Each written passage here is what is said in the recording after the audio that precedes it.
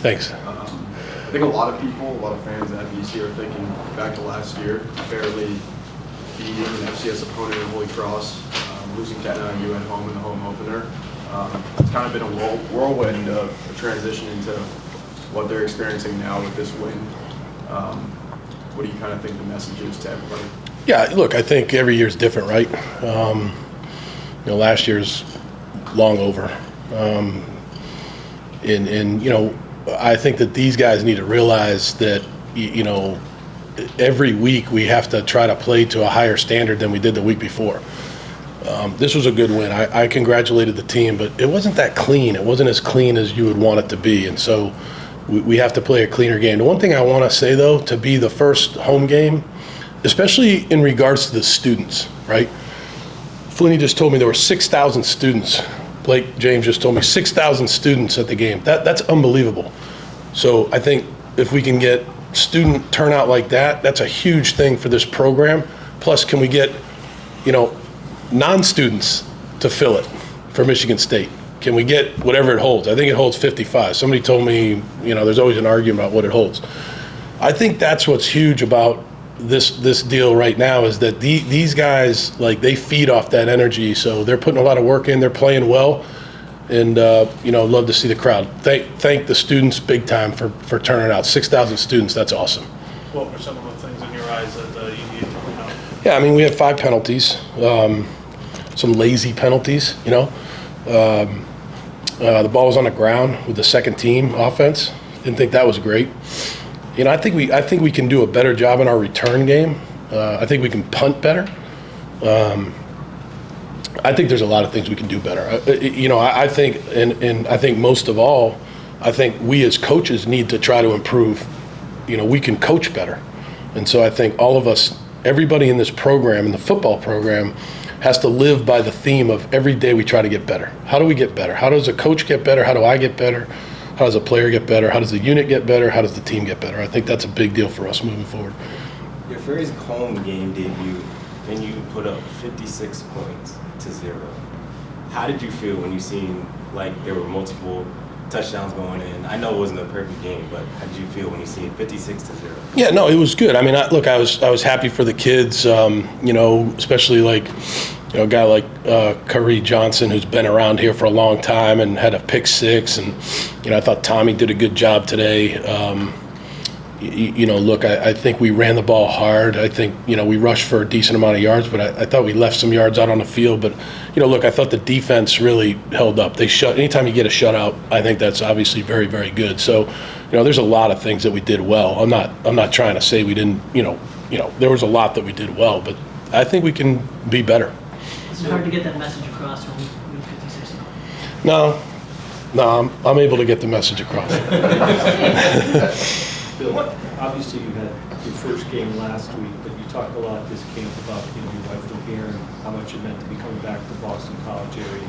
Could you take a moment to appreciate it, the first home game? Yeah, I think the coolest thing for me was, having grown up here and kind of watched the team run out for a game over all the years and watch Coach Bicknell lead the team out for a game, watch Coach Coughlin lead the team out for a game, watch Coach Tom O'Brien lead the team out. I think that was cool for me to be able to lead the team out to the game to the fight song. I thought that was a very cool feeling for me. Other than that, I was coaching my butt off today, trying to get better on every play. Coach, on Monday, you said you guys were right on to Duquesne basically 5 minutes after the game or whatever it was.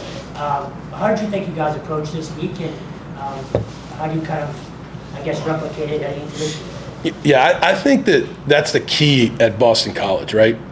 Tommy Castellano said it after the game. He said they asked him about celebrating after the Florida State game. He said, we got to go to class. So we had an issue with the plane. We had to stay overnight. All the administration, our support people, everybody did an unbelievable job getting us back to that hotel. We stayed overnight. We got on the plane. We came back. Those guys went right to class. Had afternoon classes.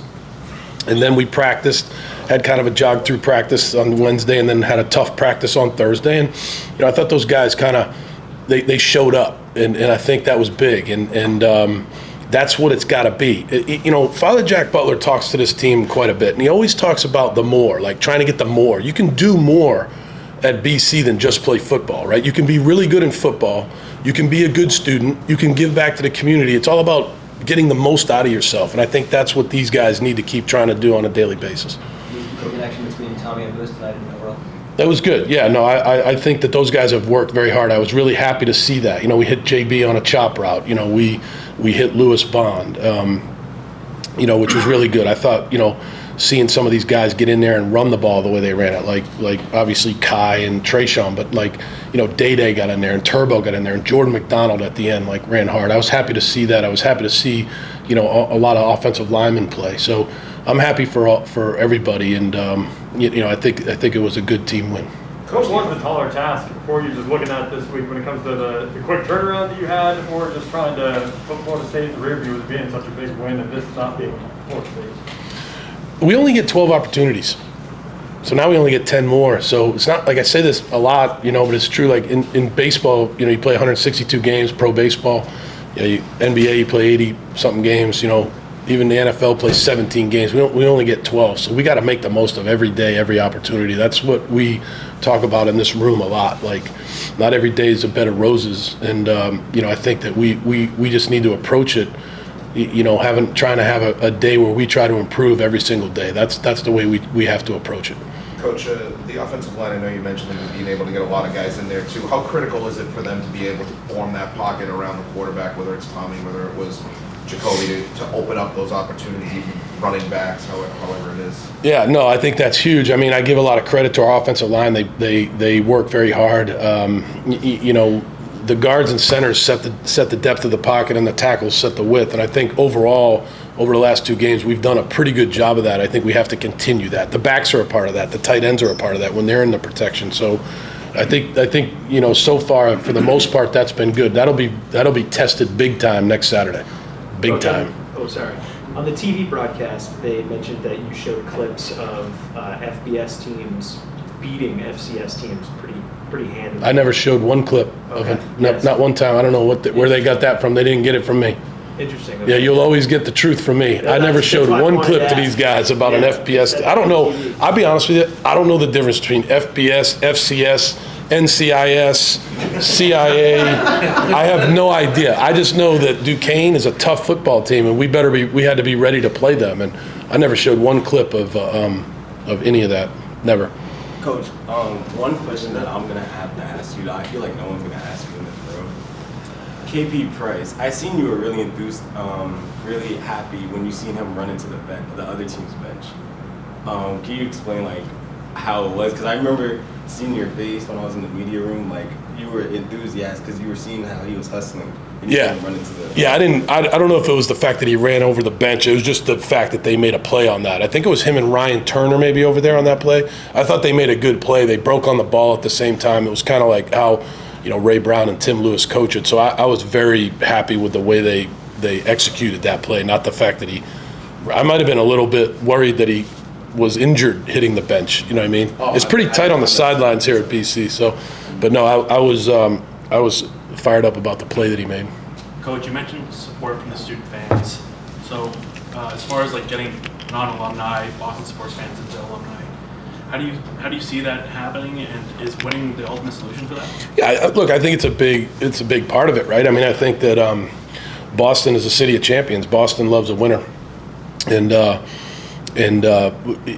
look, I think we have to continue to be a team that people want to come watch. We can't be 3 yards in a cloud of dust. If it takes that to win a game, then that's what we'll do. But we have to be a team that can, make some chunk plays and do some things to get fans that want to come watch us play.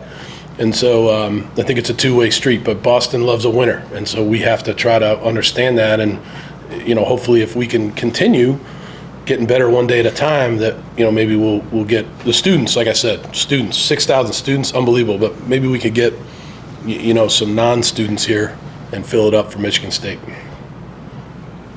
Coach, just on that pick 6 from Kerry Johnson, when you have a guy who makes the interception like that, then everyone has to turn around and kind of play the role of blocker. Is just how are those guys able to do that? I mean, I know that's kind of a simple question, but they turn around and how do those plays develop? Yeah, I think we practice that a lot. One of the things that we do at the start of just about every single practice is an interception, basically a pursuit/interception drill. So these guys get, Tim makes a call, the ball's snapped, a coach throws it out to somebody, boom, they pick it off, and then everybody's the lead blocker.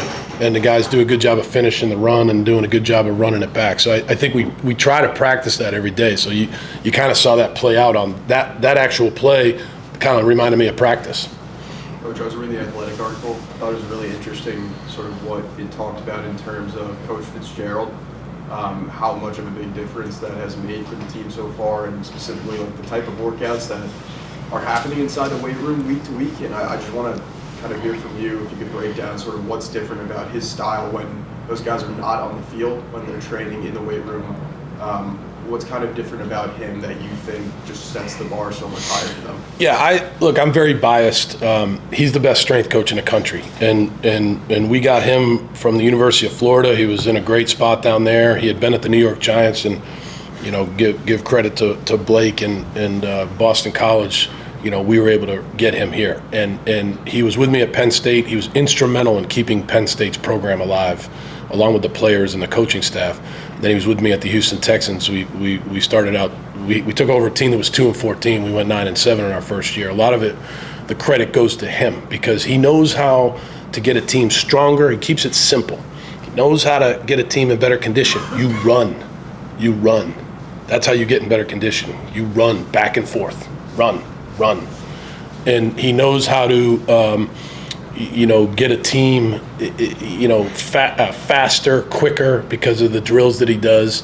But the thing about Fitzy that's great is he has a great bond with the players. He's got a personality. He's from Philly, which I bless him for that. But he's just got a great personality, and the guys enjoy being in the weight room around him and his staff. His staff is awesome too. And I think, again, another person that we just hired, Bears, was instrumental in this, and Blake was instrumental.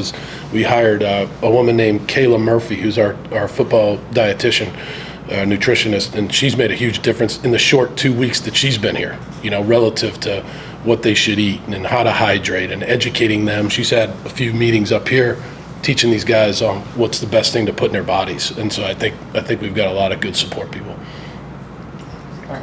Thanks, everybody. Okay, thank you guys. Yeah, thanks for being here.